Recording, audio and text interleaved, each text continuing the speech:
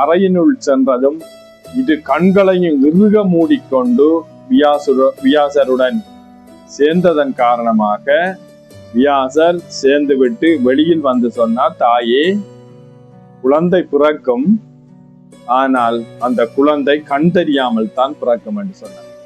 ஏனென்றால் என்னோடு சேரும் போது இது கண்களையும் இறுக மூடிக்கொண்டமையினால் அந்த பிள்ளைக்கு கண் தெரிய வாய்ப்பில்லை என வியாசர் தெரிவித்தார். மகனே, தந்த குழந்தையை நீ இவ்வாறு தரலாமா? இந்த வம்சத்தை ஆள வேண்டிய பரம்பரை அல்லவா நீ?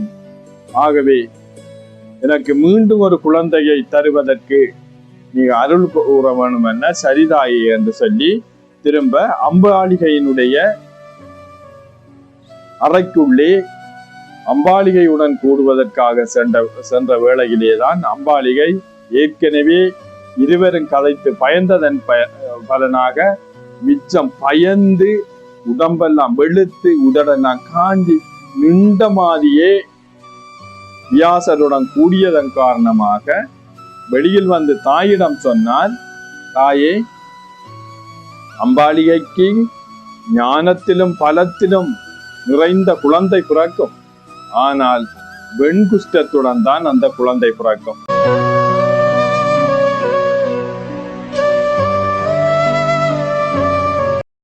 ஆன்மீக அன்பர்கள் அத்தனை பேருக்கும் தெய்வநாயகன் சிவாதமாகிய நான் எங்களுடைய கேடி சிவம்பிளக் என்கின்ற யூடியூப் சேனல் வாயிலாக மற்றும் ஒரு காணொலியிலே உங்களை சந்திப்பதில் மன நிறைவாகின்றது. மகாபாரத கதை போக்கினுடைய தொடர்ச்சியாக இன்று பகுதி 10க்குரிய பகுதியினை நாங்கள் பார்க்க இருக்கின்றோம். விஸ்திரவீரியன் பிணி பீடிக்கப்பட்டு தீராத பிணியினால் மரணித்து விடுகின்றான். அதனால் அவனுடைய இரு மனைவிகளும் அம்பாலிகை இருவருமே கணவனை இழந்த நிலையில் சோகமான நிலையில் இருக்கின்றார்கள். ஆனால் எந்த விதமான ஒரு குழந்தையும் அஸ்தினாபுரத்திலே இவர்களுடைய பரம்பரையிலே பிறக்கவில்லை என்கின்ற ஒரு எண்ணத்திலே இருந்த தாயாகிய விஸ்திரவீரியனுடைய தாயாகிய சத்தியவதி அவர்கள் பீஷ்மரை அழைத்து, மகனே, உன்னுடன் ஒரு விடயத்தை நாங்கள் தெரிவிக்க வேண்டும் என சொல்கின்றார். சொல்லுங்கள் அம்மா என்று சொல்கின்றார். போர்க்காலத்திலே தனது கணவனை இழந்த பெண்கள் தனது முனிவர்களை கூடியே குழந்தைகளை பெற்றார்கள் என்று நாங்கள் பார்க்கின்றோம். சரி அம்மா, அதை இப்போது என்னிடம் ஏன் கூறுகின்றீர்கள் என்று கேட்டார் பீஷ்மர். இல்லை மகனே, எங்களிடம் ஒரு முறை இருக்கின்றது. அந்த முறையின் பிரகாரம் கணவனை இழந்த பெண்கள் எங்களுடைய வம்ச விருத்திக்காக வேண்டி கொழுந்தனாருடன் கூடி குழந்தைகளை பெறலாம் என்று இருக்கின்றது தானே. அதன்படி முறையிலும் எங்களுக்கு உரிய ஆட்சி முறையிலும் எனது மருமக்களுக்குரிய முறையில் நீ சரியானவனாக இருப்பதனால், எனது பிள்ளை இறந்திருப்பதனால் இந்த வம்சம் தலைப்பதற்கு நீதான் அருள் கூற வேண்டும். நீ கூடி இந்த வம்சத்துக்கான குழந்தையை பெற்றுத்தா மகனே என்று சத்தியவதி கூறியதும் தனது காதுகளை இரண்டையும் பொத்திக்கொண்டு, அம்மா, நீங்கள் தெரிந்துதானா கூறுகின்றீர்கள்? ஒரு வேளை கூட எனக்கு இந்த பிறவிலே திருமணம் என்பது ஒன்று நடக்காது என்று பீஷ்மர் சொன்னார். அப்போதுதான் சத்தியவதி, நான் மிக நீண்ட காலமாக மறைத்து வைத்திருந்த ஒரு ரகசியத்தை உன்னிடம் கூறப்போகின்றேன் மகனே என்று சொன்னதும், சொல்லுங்கள் அம்மா என்று சொன்னதும் சத்தியவதி மிகவும் ரகசியமான ஒரு விஷயத்தை கூறுகின்றார். நான் இளமையிலே கன்னியாக இருந்த காலத்திலே எமது வீட்டிற்கு பராசர முனிவர் வந்திருந்தார். இந்த பராசர முனிவர் வந்திருந்த வேளையிலே நான் அருகாமையிலே இருந்து அவருடன் பேசிக்கொண்டிருந்த வேளையிலே என்னிடம் ஒரு விடயத்தை சொன்னார். பெண்ணே, எனக்கு உன்னுடன் சேர வேண்டும் போல் இருக்கின்றது. என்னுடன் நீ சேர்வாயாக இருந்தால் புத்தியிலும் ஞானத்திலும் பலத்திலும் சிறந்த ஒரு குழந்தையை நான் உனக்கு தருவேன். அவன் என்றுமே உன்னை தாயின் பெயரை சொல்லக்கூடிய ஒருவனாக இருப்பான். அவனை ஈண்டெடுத்ததும் நீ மீண்டும் கன்னியாக மாறிவிடுவாய் என்று சொன்னதும், ஏற்கனவே மீனின் வயிற்றிலிருந்து வந்த புலால் நாட்டம் இந்த சத்தியவதியின் மேல் இருந்ததினாலும், இவற்றை நீக்கி உனக்கு நான் அருள் பாலிப்பேன் என்று தெரிவித்ததனாலும் உடன்பட்டு இவர் பராசர முனிவருடன் கூடி ஒரு குழந்தையினை நான் பெற்றெடுத்தேன். அந்த குழந்தை வேறு யாரும் இல்லை மகனே, புத்தியிலும் லட்சக்கணக்கான யானைகளின் பலத்திலும் ஞானத்திலும் சிறந்தவர் அவர்தான் இந்த வேதவியாசர். அவர்தான் எனது மகன். ஆனால் அவர் பிறக்கும் போது ஒரு கொடூரமான தோற்றத்துடன் பிறந்தார். தனது சதைகள் முறுக்கிவிட்ட மாதிரியும், உடலெல்லாம் டோமத்துடனும் முப்புரி நூலுடனும் சடாமுடியுடனும் பார்ப்பதற்கு பயந்தரக்கூடிய ஒரு வடிவிலே இந்த வியாசர் பிறந்தார். ஆனால் செயற்பாட்டிலே வியாசர் உள்ளத்திலே மிச்சம் ஒரு கருணை நிறைந்த ஒரு ரிஷியாகத்தான் அந்த மகாபாரத காலத்திலே வேத வியாசர் இருந்தார். அதுதான் பராசர முனிவருடைய குழந்தையின் பேறுதான் அந்த அளவு ஞானத்தை இந்த மகாபாரதம் புராணங்களை எங்களுக்கு எடுத்து மக்களுக்கு எளிய முறையிலே எடுத்துரைக்க கூடிய அந்த ஒரு தோற்ற பாட்டை வேதவியாசருக்கு உருவாக்கிய இந்த வேதங்களை தொகுத்து மகாபாரதத்தை எழுதி எமக்கெல்லாம் நன்மை பயக்கக்கூடிய இந்த விடயங்களை பிற்காலத்திலே புராணங்களை எல்லாம் எளிய முறையிலே மக்கள் படிக்கக்கூடிய வகையிலே தொகுத்த அந்த ஞானம் அன்று பராசர முனிவரால் வழங்கப்பட்ட ஒரு விடயமாகத்தான் இருக்கின்றது. அன்றைய தினம் அந்த குழந்தை பிறந்ததும் அந்த குழந்தை சொல்லிச்சு, அம்மா நான் உங்களுடன் இருக்க போவதில்லை, நான் தவ வாழ்க்கையிலே இருப்பேன், என்னை எப்போது நினைக்கின்றீர்களோ அப்போது தாயே உங்கள் முன் வந்து நிற்பேன் என்று சொல்லி அந்த பிள்ளை போய்விட்டது. அவர்தான் வேதவியாசர். இந்த உண்மையை சத்தியவதி பீஷ்மரிடம் சொல்லித்து சொன்னா, முறையிலும் கொழுந்தனாராக இருப்பதனால் நமக்கு அது எந்த வகையிலும் சாத்தியம்தானே மகனே, வியாசரை நாமல் அழைப்போமான்னு கேட்டது. அம்மா ஒரு வேளையும் ஒரு நொடி பொழுதும் தாமதம் தேவையில்லை, நீங்கள் வியாசரை அழையுங்கள் என்று பீஷ்மர் சொன்னார். பீஷ்மர் சொன்னதும் வியாசரை நினைக்கின்றால் நினைத்த கையுடன் வியாசர் வந்து நின்றார். வந்து என்னை அழைத்த என்னதாயே என்று சொல்லி கேட்டார்.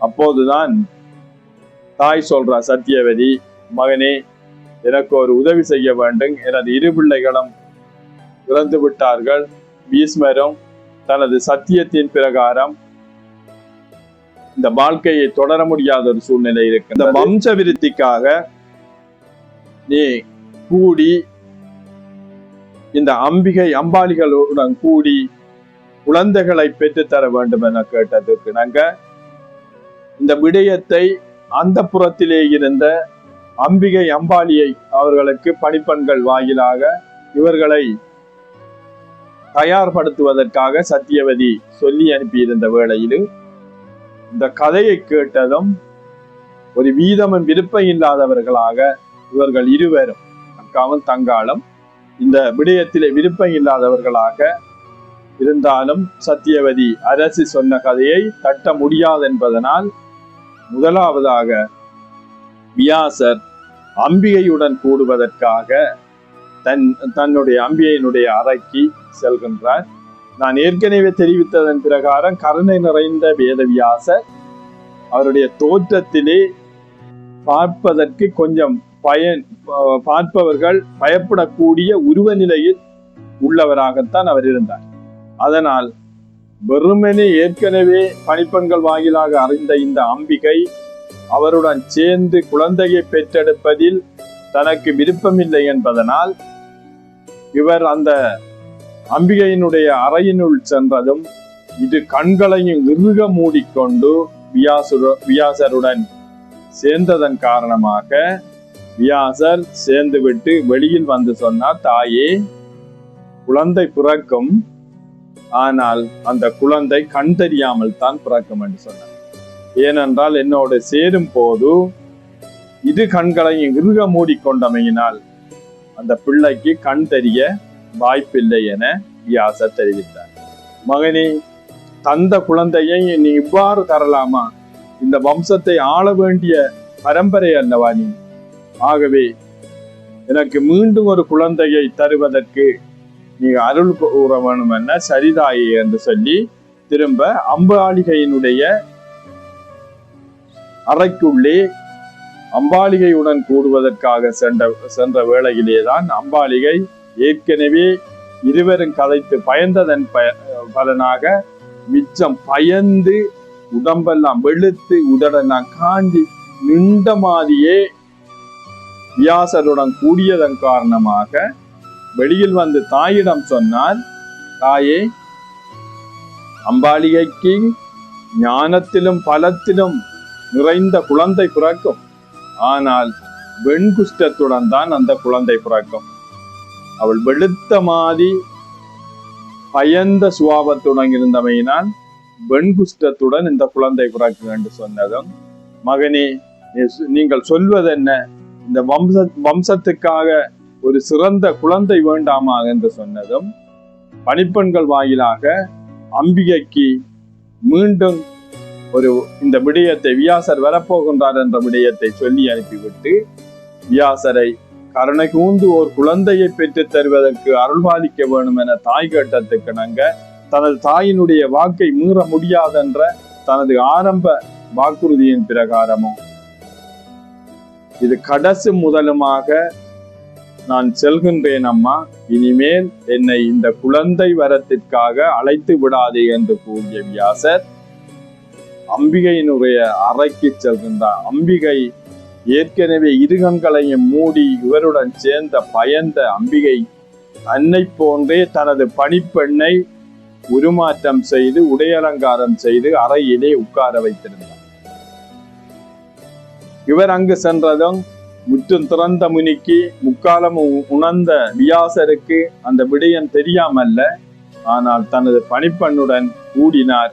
பணிப்பெண் சகல வகையிலும் அவரை திருப்திப்படுத்தக்கூடிய வகையிலே அந்த கூடலுடன் ஈடுபட்டமையினால் வெளியிலே வந்து சொன்னார், தாயே, ஞானத்திலும் அறத்திலும் தர்மத்திலும் சிறந்தொரு குழந்தை பிறப்பான், நியாயம் தவறாமல் ஆட்சி பண்ணக்கூடிய ஒரு குழந்தை பிறப்பான். நான் 3 குழந்தையும் உமக்கு தந்தேன், இனிமேல் என்னை இந்த குழந்தை வரம் வேண்டி அழைக்காதே என்று சொல்லிவிட்டு வியாசர் சென்று விட்டார். அந்த குழந்தைதான் ஏற்கனவே அம்பிகைக்கு பிறந்த வியாசர் கொடுத்து பிறந்த குழந்தைதான் கண் தெரியாமல் இருந்த திருதராட்டினம் என்ன.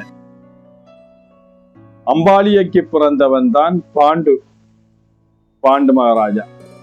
வெண்குஷ்டத்துடன் பிறந்தவர் தான் அந்த பாண்டு மகாராஜா. அம்பிகையினுடைய பணிப்பெண் வாயிலாக பிறந்தவர் தான் விதுரர். இந்த விதுரர் தான் இந்த நியாயத்துக்கும் தர்மத்திற்கும் கட்டுப்பட்ட ஒருவராக ஞானம் நிறைந்த ஒருவர் என்று வியாசர் அந்த இடத்திலே தனது தாயான சத்தியவதிக்கு குறிப்பிட்டு விட்டு செல்கின்றார். இந்த விதுரர் யார் என்று நீங்கள் பார்த்தீர்களாக இருந்தால், மாண்டவ முனி என்கின்ற ஒரு முனி தனது காட்டு பகுதியிலே ஆச்சிரமத்தின் முன்பகுதிகள், ஆச்சிரமத்துக்கு முன்பால் வந்து அமர்ந்து தியானத்திலே ஈடுபட்டிருந்தார். வளமையான தியானத்திலே இருந்தார். அவருடைய தியானம் கலையும் வரையும் அவருக்கு என்ன நடந்தாலும் தெரியாது. இந்த மாண்டவ முனி தியானத்திலே இருக்கும் போது ஒரு அரசனுடைய அரண்மனையிலே இருந்த நகைகளை களவாடி கொண்டு பொருட்களை அந்த வழியாக இந்த திருடர்கள் ஓடி வந்தார்கள். களவெடுத்து செல்வதை அறிந்த அரண்மனையின் காவலாளிகள் அவர்களை பின்தொடர்ந்து துரத்தி கொண்டு வந்தார்கள். மாண்டவ முனி தனது தியானத்திலே இருக்கின்ற வேளையிலே காவலாளிகள் பின்னுக்கு துரத்தி வருவதை அறிந்த இந்த கள்வர்கள் அவருக்கு பின்னால் சென்று அவருடைய ஆச்சிரமத்திலே அவருடைய பின்பகுதியிலே களவாடப்பட்ட நகைகளை அங்கே வைத்துவிட்டு ஒளிந்து கொண்டார்கள். என்ன நடக்குது என்று பார்ப்போம் என்பதை பார்ப்பதற்காக விரைந்து வந்தவர்கள் முனிவரை பார்க்கின்றார்கள், ஆச்சிரமத்தை பார்க்கின்றார்கள். ஆச்சிரமத்தில் எவனும் இல்லை. ஆச்சிரமத்துக்கு முன்பாக இவர் தவம் செய்து கொண்டிருக்கின்றார், தியானத்தில் இருக்கின்றார். அந்த வேளையிலே முனியை எழுப்பி பார்க்கின்றார்கள். அவருக்கு எதுவும் தெரியாது. முற்றும் திறந்த முனி முழுமையான தியானத்திலே இருக்கின்றார். எழுப்பி பார்த்த உடனே எழும்பவில்லை. தேடுகின்றார்கள் ஆச்சிரமத்திலே. அரண்மனையிலே களவாடப்பட்ட அந்த நகை முடிச்சுகள் அனைத்தும் அங்கே இருக்கின்றது.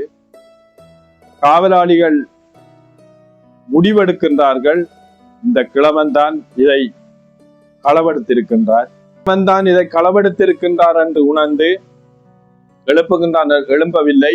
அவ்வாறே நகைகளுடனும் மாண்டவ முனியை தியானத்துடன் தூக்கி கொண்டு அரசனுடைய மாளிகைக்கு கொண்டு வந்து அரசன் முன் நிறுத்தினார்கள். அப்போது மாண்டவர் முனி அப்போதுதான் கண்முழிக்கின்றார். கண்முழிச்சு பார்த்ததன் அரசன் எந்த விதமான விசாரணையும் மேற்கொள்ளவில்லை. காவலாளி சொல்கின்றான், அதுக்கு தலைமை தாங்கி போனவன் சொன்னான், கல்வனை கொண்டு வந்திருக்கின்றேன், இவருடைய ஆச்சிரமத்திலேதான் இந்த அனைத்து பொருட்களும் இருந்தது, இவர் தான் அதற்கு முன் இருந்தார், இவர் தான் அரசை களவெடுத்திருக்கணும் என்று குறிப்பிட்டதும் விசாரிச்சிருக்க வேண்டும் அல்லவா அந்த மன்னன். ஒரு வார்த்தை கூட கேட்காமல் அவரை உத்தரவிடுகின்றான், மாண்டவ முனியை கழுவேத்துங்களன். ஆத்திரமடைந்த மன்னன் கழுவேத்த சொன்னதும் ஓர் கூரிய இரும்புலான வேலை கொண்டு வந்து தனது வயிற்றிலே பாய்ச்சி கழுவேத்தி விட்டார்கள். கழுவேத்தி விட்டதும் அவருடைய தவ வலிமையினாலே தனது உயிரை சாதாரணமாக கழுவேற்றியவர்கள் போன்று அது பிரிந்து போகவில்லை. 2ஆம் நாளாயும் பிரியவில்லை. இதை ஏனைய முனிவர்கள் அறிந்து ஓடி வந்தார்கள். ஓடி வந்து மன்னனிடம் சொன்னார்கள், இது எந்த பெரிய மகாதவரை நீங்கள் இழத்து விட்டீர்கள், இந்த விடயங்கள், இவர் களவாடக்கூடியவர், அவரை பாருங்கள், அவர் முற்றும் திறந்த முனி, அவரை நினைத்தால் இந்த நாடு நீங்களே இருக்க முடியாது. ஆனால் சத்தியத்துக்கு கட்டுப்பட்டு களவிலே தொங்கிக் கொண்டிருக்கின்றார் மாண்டவ முனி, அவருக்கான விடுதலையை உடனே அழியுங்கள் என்று சொன்னதும் மன்னன் கழுவேத்தி உடனே மரணிக்க வேண்டியவர் இவர் 2-3 நாளாயும் மரணிக்கவில்லை என்ற பயம் வந்ததும் இவர் உண்மையாக தவசியாக இருப்பார் என்றும் முனிவர்கள் சொன்ன கதையை வைத்து கழுவிலே இருந்து கீழே இறக்குங்கள் என்று சொன்னான். கழுவிலே இருந்து கீழே இறக்கினதும் அந்த வயிற்றிலே குத்தி தூக்கி அந்த ஈட்டியை இழுத்தா அது வயிற்றுக்குள்ளே போன அந்த கூர்பகுதி வெளியிலே வரவில்லை. வயிற்றுடன் அந்த இரும்பை அறுத்தெடுத்து விட்டு புலவுக்கு வலித்திருக்கும் அந்த வேலை, அந்த இரும்பை இழுத்து பார்த்து விட்டு அந்த வயிற்றுடன் சேர்ந்த மாதிரி அந்த இரும்பை அறுத்து எடுத்து விட்டார். அரசன் காலை கட்டிப்பிடித்து அழுதான். நான் தெரியாமல் செய்து விட்டேன், எனக்கு சாபம் அளித்திடாமல் இந்த விடயத்திலிருந்து காப்பாத்துங்கள் அப்பா என்று மாண்டவமுனியினுடைய காலை பிடித்து அழுத போது மாண்டவமுனி எந்த விதமான கோபம் போடாமல் சொன்னார், அரசே, உன் மீது எனக்கு எந்த வருத்தமும் இல்லை, ஆனால் எனக்கு ஒருவன் மீது வருத்தம் இருக்கின்றது. இந்த தர்மதேவன் இருக்கின்றாரே, அவர் எனக்கு என்னத்திற்காக இந்த பெரிய தண்டனையை தந்தார் தவத்திலே இருந்த எனக்கு என்பது எனக்கு இப்போது தெரிய வேண்டும் என்பதற்காக நான் அவனிடம் பல கேள்விகளை கேட்க வேண்டும் என்று தர்மராஜாவை அந்த தவ வலிமையினாலே அழைத்தார். யமன் வந்து நின்றார். தர்மராஜாவே, நீ செய்தது நியாயமா?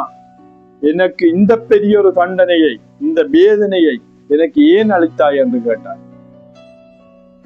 தர்மராஜர் சொன்னார், நீ சிறுவனாக இருந்த வயதிலே இந்த தும்பிகள், புழு, பூச்சிகளை எல்லாம் ஊசி குச்சிகளை கொண்டு குத்தி குத்தி குத்தி குத்தி வேதனைப்படுத்தி விளையாடினாய் பாரு.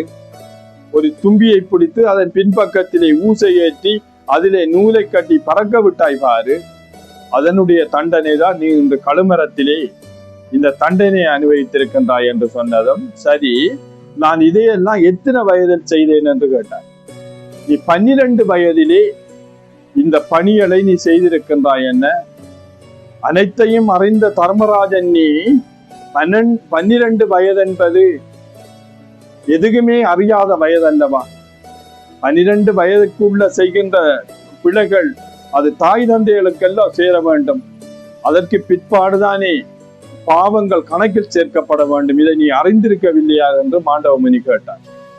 கேட்டு சொன்னார், இந்த 12 வயதுக்குட்பட்ட பிள்ளைகள் செய்கின்ற விளையாட்டுத்தனமா செய்கின்ற இந்த விடயங்கள் பெற்றாருக்குத்தானே தண்டனை. எனது பெற்றாருக்கு நீ அந்த தண்டனையை கொடுத்திருக்கலாமே, எனக்கு தர வேண்டிய அவசியம் இல்லை. அதற்கு எனக்கு புத்தி தெரிந்ததற்கு பிற்பாடு நான் எந்த தவறும் இழைக்கவில்லையே என்று சொன்னார்.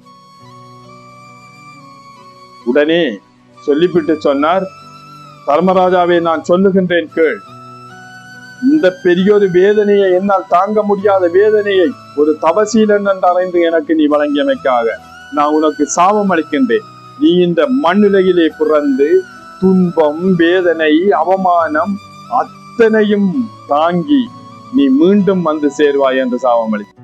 அந்த மாண்டவ முனியினுடைய சாபத்தினாலே தர்மதேவர் அம்பிகையினுடைய பணிப்பெண் வாயிலாக பிறந்த விதுரர், அவரை பார்க்கிறேன். அதுதான் நீதி, நியாயம், நேர்மை அனைத்துமே தவறாமல் இருந்தவர் தான் இந்த விதுரர். தர்மதேவர் மற்றொரு வரும் இருந்தவர் தர்மரும் தர்மதேவரின் அவதாரம். குந்தியின் வாயிலாக பிறந்தவர் அவரும் அதுதான் அந்த தர்ம வழியிலே தவறாமல் இருந்தவர்கள் என்பதற்கு உதாரணமாக இருந்தது. பீஷ்மர் என்ன செய்தார் என்றால், இந்த 3 பிள்ளைகளையும், திருதராட்டிரன், பாண்டு, விதுரர் 3 பேரையும் சமனாக அனைத்து வித்தைகளையும், யானையேற்றம், குதிரையேற்றம், தேரேற்றம் என்று அவர் ஒரு மிகவும் இந்த வித்தைகளை, போர் வித்தைகளை எல்லாம் கற்பித்து தனது பார்வையிலே மிகவும் சிறப்பானவர்களாக, உலகத்திலே யாரும் வெல்ல முடியாதவர்களாக இந்த குழந்தைகளை உருவாக்க வேண்டும் என்பதில் பீஷ்மர் கண்ணும் கருத்துமாக இவர்களை உருவாக்கினார். உருவாக்கி வளர்த்து திருதராட்டிரனுக்கு மன்னனாக பட்டம் சூட்டினார். ஆனால் திருதராட்டிரனுக்கு கண் தெரியவில்லை என்பதனால் மன்னனாக பெயருக்கு பட்டத்தை சூட்டி ஆட்சி பொறுப்பை அமர்த்திவிட்டு பாண்டுவுக்கு சேனாதிபதியாக்கினார். பாண்டுவை படைத்தளபதியாக ஆக்கி பாண்டுவின் கீழே ஆட்சி பண்ணுகின்ற அதிகாரம் அத்தனையும் பாண்டுவுக்கு கொடுத்து விதுரரை முதல் மந்திரியாக்கி பாண்டுவுக்கு சொன்னார், எந்த ஒரு விடயமாக இருந்தாலும் விதுரருடைய ஆலோசனை பெறாமல் இந்த நடவடிக்கைகளை நீங்கள் மேற்கொள்ள கூடாதென்று நெறிப்படுத்தி மேல் பார்வையாக அங்கு அஸ்தினாபுரத்தின் காவலனாக அந்த ஆட்சி முறையை சிறப்பாக ஆட்சி பண்ணி வருவதற்கு உறுதுணையாக பீஷ்மர் இருந்தார் என்று நாங்கள் பார்க்கின்றோம். இதனுடைய தொடர் கதையினை நாங்கள் அடுத்து வரும் காணொலியினை தர இருக்கின்றோம். அனைத்து தொடர் கதைகளையும் நீங்கள் பார்வையிட்டு வருகின்றீர்கள். தொடர்ச்சியாக பாருங்கள். இந்த KT சிவம் விளக்கு என்கின்ற வலைத்தளத்தின் ஊடாக நாங்கள் மகாபாரதத்தினுடைய தொடர் கதையினை மிகவும் துல்லியமாக கற்று அவற்றை காணொளி வடிவாக ஆன்மீக சிந்தனை உள்ளவர்களுக்காக நாங்கள் வழங்கி வருகின்றோம். நீங்கள் பார்ப்பது மட்டுமன்றி எங்களுடைய யூடியூப் சேனலின் வளர்ச்சிக்காக சப்ஸ்கிரைப் பண்ணி பெல் பட்டனை கிளிக் பண்ணி ஷேர் பண்ணி உங்களுடைய நண்பர்களுக்கும் தெரியப்படுத்தி இந்த சேனல் வளர்வதற்கு உதவி செய்யுமாறு உங்களை அன்பாக கேட்டு விடைபெறுகின்றோம்.